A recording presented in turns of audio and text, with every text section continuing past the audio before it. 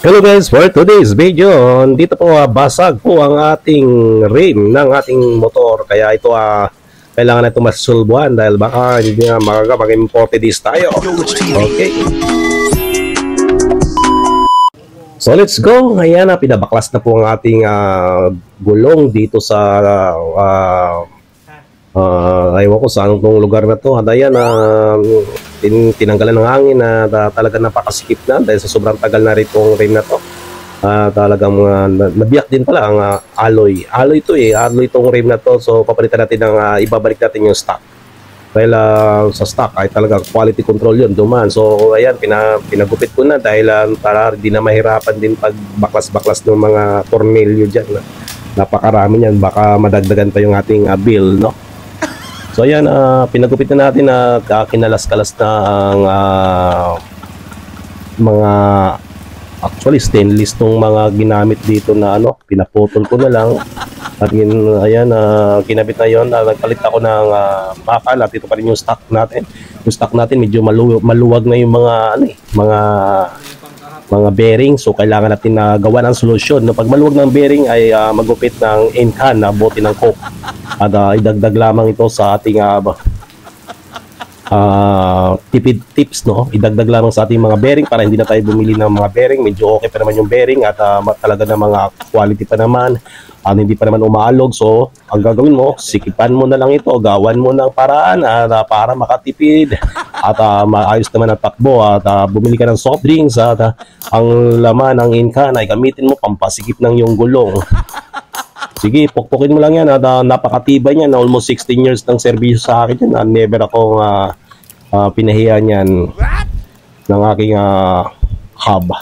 At yan po ang hub natin na talaga namang super tibay, super bago, napakabago pang tingnan, no? Almost 16 years in service, talagang bago pa rin. At ayan, ang isang bearing ay lumuluwag-luwag na rin. So kailangan mo rin lagyan ng tapal. Dahil yan ang isang paraan para tayo ay makatipid sa ating mga parts ng motor. Dahil ito habang tumatakbo ng maayos at talaga namang alam mong safe ka, gawan mo na lang ng paraan kaysa naman bumili ka ng bago. Ayan, so ayan, salang lang at maski pati ipokpok, isama mo na yung talagang ng in-can at gupitin ng sobra. Nakikita po natin, napakaganda po ng kilalabasan. Sumikip po ang ating bearing at bukod sa sumikip, talaga namang hindi na umaalog. So ayan, ipapakabit na natin yung ating bakal na rayos. Nakikita nyo, bakal na rayos yan at hindi na tayo nag-stainless dahil ang stainless ay napuputol pala ayon sa akin. Sa aking karanasan, ilang beses ako naputulan ng stainless na rayos. Bukod dito, talaga namang hindi ako gumagamit ng mugs dahil ang gusto ko pa rin ay mga ganito rim type dahil ang rim type ay safety sa mga lubak at madaling palitan yung mga parts. Kung sira ang hub mo, hub lang papalitan mo. Kung sira yung mga rayos mo, rayos lang papalitan mo. At hindi hindi kagaya ng mugs, pag nasira yung isa ay papalitan mo na lahat. At bukod doon, talagang itong pang rough road dahil lumalaban po ang rayos, no? Lumalaban po, para po siyang shock talaga pag nalubak safety ka, hindi kagaya ng mugs na puro bakal. Pag sa bengkong, ang tawag doon ay bengkong agad at papalitan mo na. So yan, kinakabit na nga po yung ating bakal na rayos at talaga namang napakagaling itong ating mekaniko at alam niya po ang saan ito pupunta at saan napapunta. Yan, bumibilis na po siya. Ang galing talaga nitong ating mekaniko, no? So believe, saludo sa iyo sir sa iyong paggawa ng ating motor. And then, paikisikis po yan, XXXXX. Talaga namang hindi pwedeng ituwid to dahil kailangan siya, tawag na to alignment. At yun na nga nabanggit ko kanina, bakal din ang kinabit ko. Hindi na ako nagkabit ng stainless dahil bukod doon talagang mas patibay itong bakal. At gusto kong ibalik ang dating stock kung ano yung binili noong una, yun din ang dapat na nakakabit dahil talagang ang stock kasi ay dumaan sa quality control. Yes, totoo po yun at super tibay na mga stock. Kaya pag may mga stock kayo sa inyong mga motor, itabi nyo lang at ito ay pag nasiraan kayo ay replace nyo lang ang dating stocks niya. So ayan, ito na po, alignment na po tayo at may aparatos po siya na para siyang letter Y at hinihigpitan bawat isa at kailangan pantay po ang Pantay po dapat ang pag-ikot ng gulong, hindi po siya pagiwang-gewang dahil ito ay pampaayos ng takbo, straight. At yan na nga, at napapansin natin na talaga namang hinihigpitan niya bawat isa. Pinapantay ang bawat gilid at kailangan wala kang maririnig na kaluskos dahil na mayroon siyang tinatawag na alignment. Ito pa lang pagpapalay ng motor, no? So it's very knowledgeable kung saan talaga nakikita mo kung anong mga galawan at anong talento ng bawat tao. Dahil kung ako ang magkakabit nito, dire-diretso lang, straight, walang direction. So maraming salamat guys sa inyong panonood. Don't forget to follow and subscribe my channel, Yolax TV. Ito na nga, malapit na nga po at inaayos niya na at unti-unti nga pumapantay na at pinopok-pok ang bawat gilid para talagang saktong-sakto at wala kang maiiwan na sobra-sobra o ano, para pag hinigpitan na ay sulit na nababanat na ang iyong rim.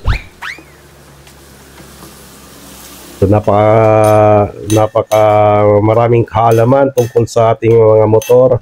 At ito, parang binalik ko lang yung stocks over 16 years. Ngayon ko lang uli nagamit itong ating rim uli dahil mukhang nakikita ko na mas matibay talaga ang stocks na binili kasama ng buong motor mo.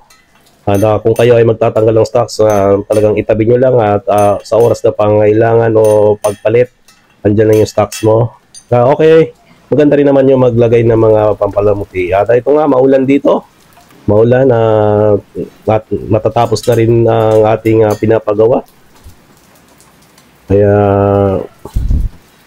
kayo, kung maulan ang panahon, ingat lang po tayo. Kagaya nga po ng nasabi ko kanina, iwasan po natin na mabiyakan ng mga rim or mga mags.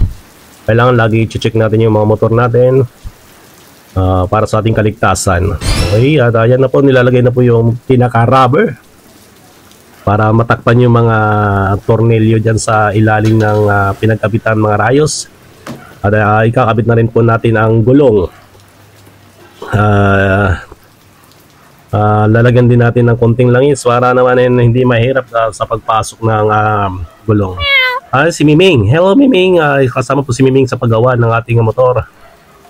Binabantayan niya ang kanyang amo. Uy. So yan, kinakabit na nga po ang ating stock na gulong. At sulit naman. Nakikita ko naman na super quality naman yung pagkagawa at maayos. So yan, minadali na po natin. At ito na po ang oras ng pagkabit dito sa ating motorcycle. Ang sukat nga pala nito ay 17.